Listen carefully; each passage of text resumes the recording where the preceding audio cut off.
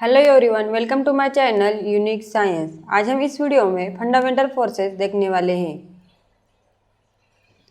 Hello everyone, welcome to my channel unique science. आज हम इस वीडियो में फंडामेंटल फोर्सेस का स्टडी करने वाले हैं। सो देखते हैं today's topic. First, gravitational force. Second, electromagnetic force. Third, strong nuclear force and fourth, weak nuclear force. First, gravitational force. Gravitational force को हम यूनिवर्सल अट्रैक्टिव फोर्स कहते हैं। यूनिवर्सल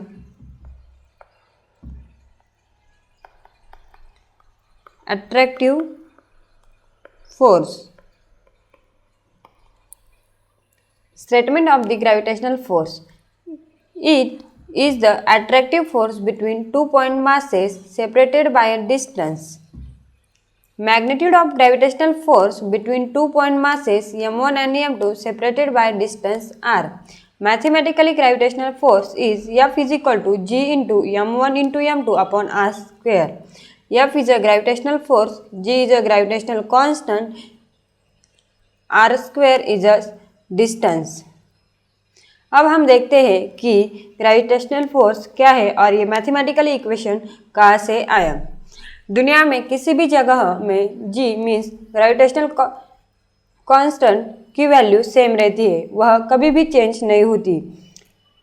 अब हम दुनिया में जितनी भी वस्तुएं हैं वह एक दूसरे के आपस में एक फोर्स के साथ अट्रैक्ट होती है। इस फोर्स को हम क्या कहते हैं? ग्रेविटेशनल फोर्स कहते हैं।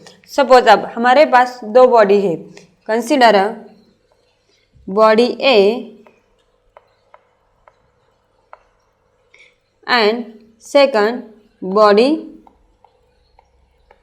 बी।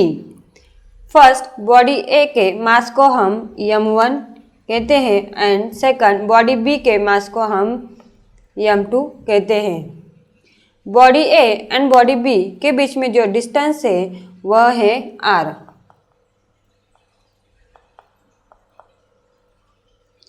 अब हम Newton's law of gravitation apply करके देखते हैं।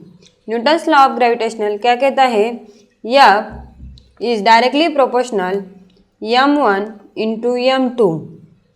इक्वेशन नंबर फर्स्ट मीन्स जब हम मास की वैल्यू इंक्रीज करेंगे तब फोर्स की वैल्यू भी क्या होगी? इंक्रीज होगी। फोर्स दोनों बॉडी के स्क्वेयरली इन्वर्स होता है। मीन्स हम जो body A and body B के बीच का जो डिस्टेंस है वह स्क्वेयरली इन्वर्सली प्रोपोर्शनल होगा। Means F is inversely proportional r square. Equation number second.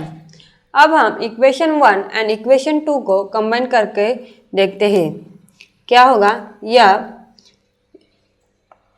Directly proportional m1 m2 and equation second क्या है? F is inversely proportional r square. यह हुआ ग्रेविटेशनल फोर्स का इक्वेशन। अब यहाँ पर हम क्या करते हैं? डायरेक्टली प्रोपोर्शनल की जगह ग्रेविटेशनल कांस्टेंट पुट करते हैं। मीन्स हमारा इक्वेशन क्या होगा? F is equal to G into m1 m2 upon r square. G क्या है हमारे पास? Gravitational constant. इसकी वैल्यू क्या रहती है? कांस्टेंट रहती है। तो इसकी वैल्यू क्या होगी? G is equal to 6.67 into 10⁻⁻11 newton metre square पर kg स्क्वेयर। ये हुई हमारी ग्रेविटेशनल कांस्टेंट की वैल्यू। यह दुनिया में किसी भी जगह पर चेंज नहीं होती। मीन्स ये क्या रहती है? कांस्टेंट रहती है। यह है हमारा ग्रेविटेशनल फोर्स। अब नेक्स्ट इलेक्ट्रोमैग्नेटिक फोर्स। बेसिकली आपको पता होगा कि इलेक्ट्रोमैग्नेटिक फोर्स कब रहता है? जब इलेक्ट्रिक फोर्स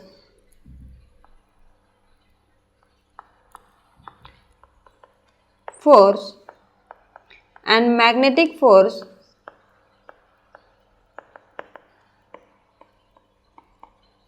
साथ में हो तो वहां पर क्या रहता है, इलेक्ट्रोमैग्नेटिक फोर्स रहता है।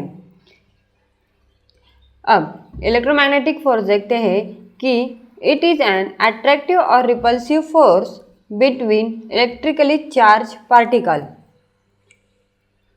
मीन्स मैथमेटिकली इसका इक्वेशन क्या है, F is equal to K into Q one into Q two upon R square. यहाँ पर के क्या है हमारे पास, electromagnetic constant, Q1 Q2 is a charges, R is a distance and F is a electromagnetic force। अब हम देखते हैं कि इलेक्ट्रोमैग्नेटिक फोर्स का ये इक्वेशन कैसे आया। सपोज हमारे पास charge A and charge B, ये दोनों चार्जेस है। अब चार्ज A का अमाउंट है हमारे पास Q1 एंड चार्ज B का अमाउंट है Q2।